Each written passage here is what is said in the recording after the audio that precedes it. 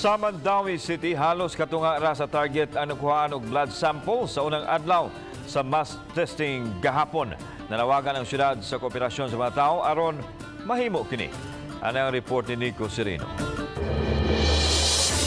Sa day 1 sa strategized mass testing sa Mandaue City kagahapon, 5 ka mga barangay ang gipahigayunan niini. Kini ang barangay Kubakob, Tawason, Kasili, Tingob ug Basak. Sa kinatibukan nga 1,657 persons nga target sa testing, 886 ra ang napailawom niini ug mihatag sa ilang consent. Buot pasabot 53.4%.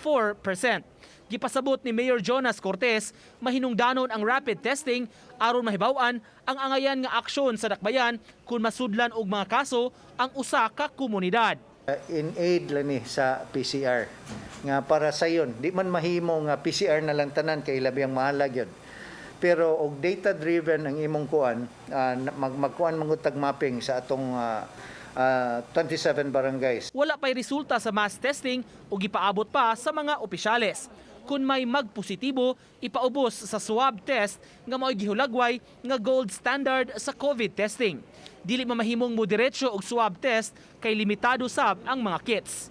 Strategize testing based on data.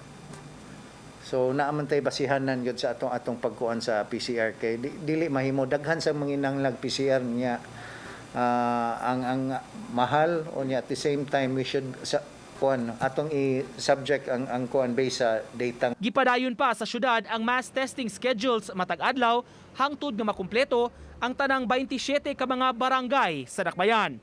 Uban ni June Solon, Nico Sereno, Balitang Bisdak.